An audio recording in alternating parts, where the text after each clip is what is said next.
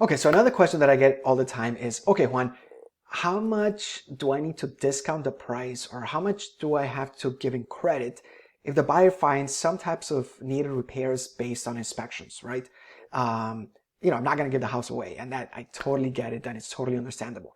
My response is really, it depends. And why do I say it depends? It really depends on the type of repair, right, that's discovered, right? It depends on the type of market that we are in and the type of buyer that we're working with. So let me give you an example. Let's say we're selling your property and the inspector is very detailed, very professional.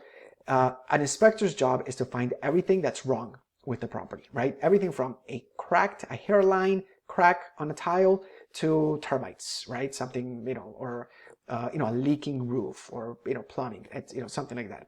So let's say that the inspector does their report and your property is practically perfect, but they'll probably still find, I don't know, $823 worth of cosmetic repairs, right?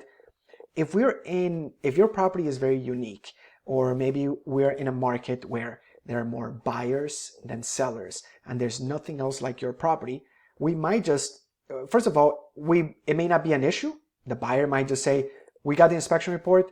They may not even notify us, and they'll say, we're good moving forward, right? After the inspection results.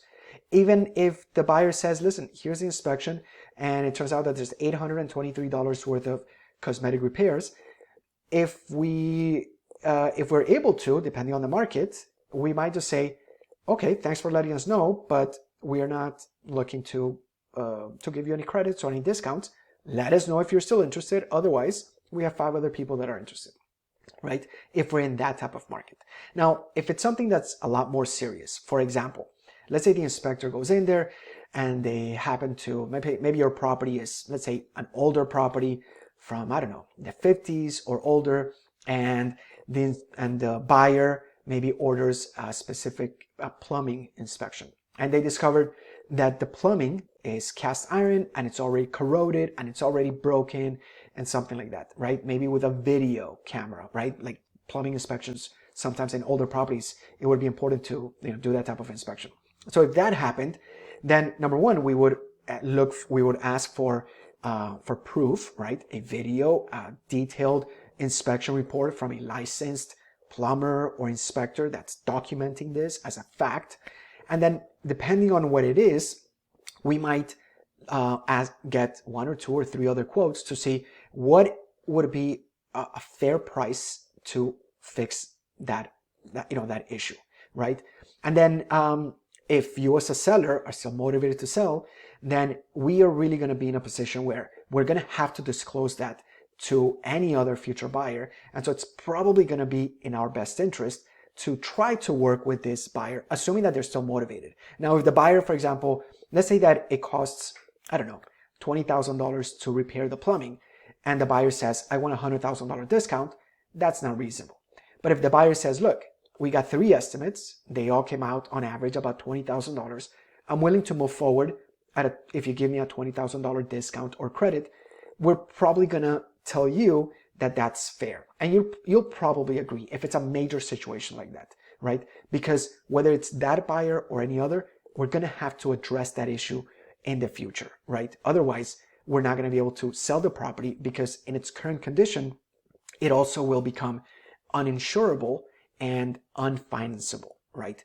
So it really depends. I want to assure you that we protect your equity as if it was ours, right? So some agents will say, yes, listen, we have to give a $30,000 discount. Don't ask any questions. That's not the right approach, right? We would never expect that of you. What we would do is take it, very methodically. What exactly is the issue? Prove it, show it to us, right? And then we'll consider whether, what market are we in? What type of buyer are we working with, right? For instance, if in that particular situation, we have this finance buyer that's willing to buy it for, I don't know, $400,000, but needs a $20,000 discount, and another buyer that maybe is a cash buyer that's offering $390, and they're willing to accept the property as is, we may just cancel with this buyer and go with the other buyer. So it really depends on the situation, on the type of repair, on the type of market that we're working with, and the type of buyer that we're working with. So anyway, if you have any questions about, any more questions about this specific situation or any others, feel free to reach out to us.